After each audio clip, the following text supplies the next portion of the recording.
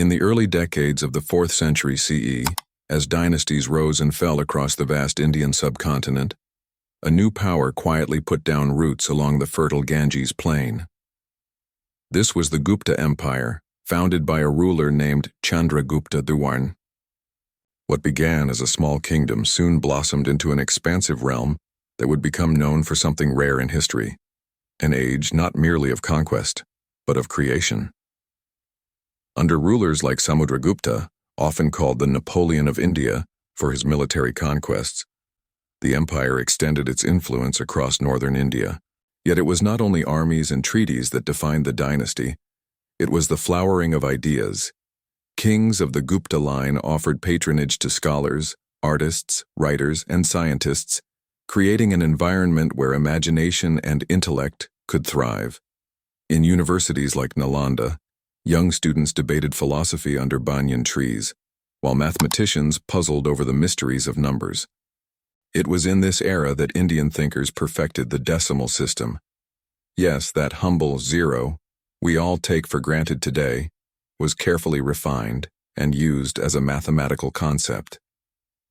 Astronomers like Aryabhata mapped the motions of planets, explained eclipses without resorting to myth, and boldly stated that the Earth turned on its axis centuries before this was accepted elsewhere in the world.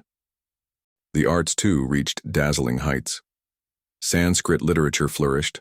Poets like Kalidasa wove epics that blended romance, mythology, and sublime descriptions of nature. In temples and caves, artisans carved deities in stone, their faces serene, their poses graceful.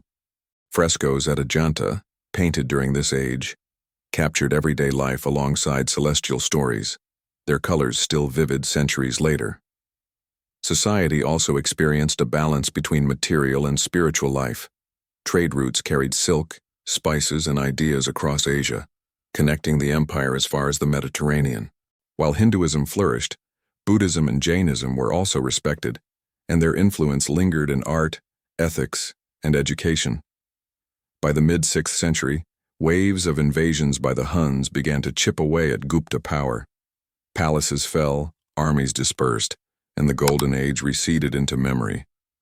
Yet the legacy of the Gupta Empire did not vanish. Its advances in mathematics, astronomy, and literature radiated outward, influencing distant lands. Its vision of prosperity through knowledge became a model often remembered in later centuries. Thus, the Gupta Empire's true conquest was not territory, but time, etching an age of brilliance into the story of human civilization.